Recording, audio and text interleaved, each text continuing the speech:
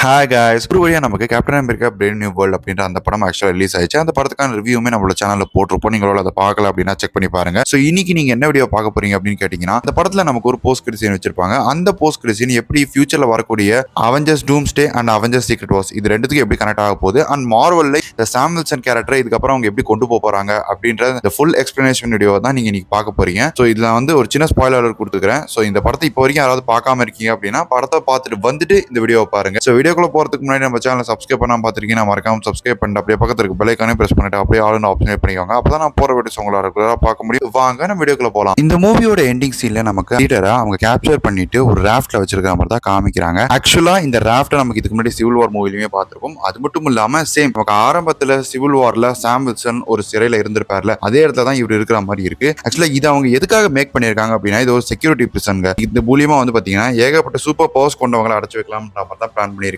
அது மட்டும் இல்லாம ஒரு கட்டத்துல இந்த இடத்துல ரொம்ப தப்பு பண்றாங்க அப்படின்னா அவங்களையுமே இந்த இடத்துல கேப்சர் பண்ணி வைக்கலாம்ன்ற மாதிரி தான் இந்த இடத்துல ஆக்சுவலா மேக் பண்ணிருக்காங்க. சோ அதனால தான் நம்ம சாம் வில்சனை சிவில் வார்ல பார்த்திருப்போம். சோ இங்க இந்த ராஃப்ட்ல சாம் வில்சன் நமக்கு லீடரை பார்க்க வந்திருக்காரு. அப்பதான் வந்து பாத்தீங்கன்னா இவங்க ரெண்டு பேருக்குள்ள கான்வர்சேஷன் நடக்காம அப்ப சாம் வில்சன் லீடரை பார்த்து நான் முன்னாடியே சொன்னேன் நீ இந்த இடத்துல தோத்துருவே அப்படின்னு சொல்லும் போது அப்ப அந்த இடத்துல வந்து பாத்தீங்கன்னா இதுல ஒரு ஃபன்னியஸ்ட் பார்ட் இருக்கு அப்படின்னு தெரியுமா அப்படின்னு சொல்றப்ப அப்ப நமக்கு சாம் வில்சன் நான் இப்போ உன்னோட ஜோக்ஸை கேட்கிற மூட்ல இல்ல, நீ நிறைய குட் பீப்புள்ஸ் இந்த இடத்துல கொண்டிருக்க. லீடர் வந்து பாத்தீங்கன்னா சென்ஸ் ஆஃப் ஹியூமர் இந்த இடத்துல ஷேர் பண்ணாம இருக்கலாம், ஆனா நம்ம வேர்ல்டு இந்த இடத்துல ஷேர் பண்ணிட்டு தான் இருக்கும். உன்னோட வேர்ல்டு மட்டும் தான் இருக்குன்ற மாதிரி நீ நினைக்கிறியா? இந்த வேர்ல்டு உன்னால ப்ரொடக்ட் பண்ண முடியும்னு சொல்லிட்டு நீ நினைக்கிறியா அப்படின்ற மாதிரி தான் ஆக்சுவலா அந்த இடத்துல அவர் பேசுற மாதிரி தான் இருக்கு. சோ இது மூலியமா அவர் நிறைய விஷயத்தை ஆக்சுவலா ரெஃபர் பண்றாரு. சோ இதுல வந்து பாத்தீங்கன்னா இதுக்கப்புறம் நடக்க போகிற அந்த மிகப்பெரிய பேட்டில பத்தி பேசுறதுல அவர் என்னத்தை ரெஃபர் பண்றாரு அப்படின்னு கேட்டீங்கன்னா, இந்த இடத்துல எக்ஸாக்டா நமக்கு Avengers Doomsday and secret Wars இது ரெண்டுத்தையுமே தான் மீன் பண்றாங்க. அது மட்டும் இல்லாம மல்டிவர்சல்ல ஒரு இன்கர்ஷன் நடக்கிறப்ப நமக்கு ரெண்டு யூனிவர்ஸ் வந்து டிஸ்ட்ராய் ஆகிற மாதிரி காமிப்பாங்களே, அதுதான் அவர் மெயினா மீன் பண்றாரு. அது மட்டும் இல்லாம அங்க ஆக்சுவலா மார்வல் காமிக்ஸ் ரெண்டு யூனிவர்ஸ் கொலைட் ஆகுது அப்படின்னு சொல்றது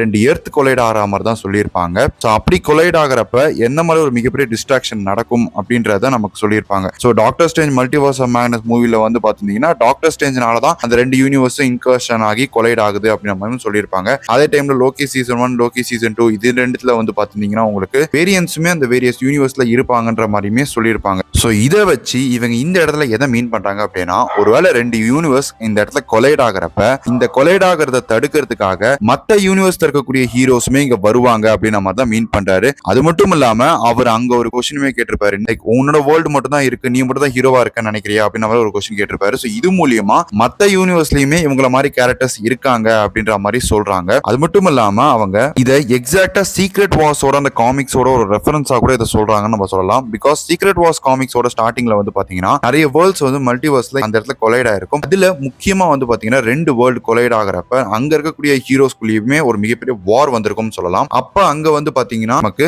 குட் ஃபேண்டாஸ்டிக் ஃபோர் ஒரு லைஃப் ராஃப்ட் வந்து அவர் பண்ணியிருப்பாரு. அந்த ராஃப்ட் மூலியமா அந்த யூனிவர்ஸ்ல இருக்கக்கூடிய நிறைய கேரக்டர் தப்பிச்ச மாதிரி காமிச்சிருப்பாங்க. அது மட்டும் இல்லாம அந்த ஈவில் யூனிவர்ஸ்ல இருக்கக்கூடிய அவங்களுக்கு மிஸ்டர் ஃபேண்டாஸ்டிக்குமே ஒரு ராஃப்ட் கிரியேட் பண்ணி அதுல வந்து பாத்தீங்கன்னா டூம் தானோஸ் அப்படின்னு சொல்லிட்டு வில்லன்ஸ் எல்லாருமே தப்பிச்ச மாதிரி காமிச்சிருப்பாங்க. சோ இது மூலியமா தான் நமக்கு டூம் பாத்தீங்கன்னா ஃபியூச்சர்ல அவரு பேட்டில் வேர்ல்டு அப்படின்ற ஒரு வேர்ல்டை கிரியேட் பண்ணி அந்த வேர்ல்டுல தான் வந்து பாத்தீங்கன்னா உங்களுக்கு பியாண்ட் டிஃபீட் பண்ணி அவர் காடா மாறி இருப்பாரு. சோ இதுதான் அவங்க ரெஃபர் பண்றாங்க. அது மட்டும் இல்லாம இந்த இடத்துல இந்த ரெண்டு யூனிவர்ஸ் இன்கர்ஷன் ஆக போகுது அப்படின்னு நம்ம சொல்றாங்களா, இது ஒருவேளை அவங்க வந்து பாத்தீங்கன்னா எர்த் 616 அண்ட் எர்த் 105 மீன் பண்ற மாதிரி இருக்கலாம். சோ இது மூலியமா வந்து பாத்தீங்கன்னா நிறைய மல்டிவர்சல் ஹீரோஸ அவங்க இங்க கொண்டு வரலாம்னு சொல்லிட்டு பாக்குறாங்க. சோ இதை வச்சு அவர் ஜஸ்ட் மத்த ஹீரோஸை மட்டும் சொல்லாம மத்த ஹீரோஸ் மூலியமா இந்த ஒரு யூனிவர்ஸ் வரக்கூடிய ஆபத்தையுமே அவர் மென்ஷன் பண்றாரு. பிகாஸ் ஒன்ஸ் ரெண்டு யூனிவர்ஸ் இந்த இடத்துல கிராஷ் ஆக போது, ரெண்டு எர்த் வந்து கொலைட் ஆக போது நம்ம சொன்னோம்னா அங்க என்ன நடக்கும்னா, நம்மளோட எர்த்தை நம்ம காப்பாற்றணும் அப்படின்றதுக்காக மத்த யூனிவர்ஸ்ல இருக்கக்கூடிய சூப்பர் ஹீரோஸ் இந்த யூனிவர்ஸ்ல இருக்கக்கூடிய ஹீரோஸ் அட்டாக் பண்ற மாதிரி இருக்கலாம். இதை நமக்கு மீன் பண்ற மாதிரி தான்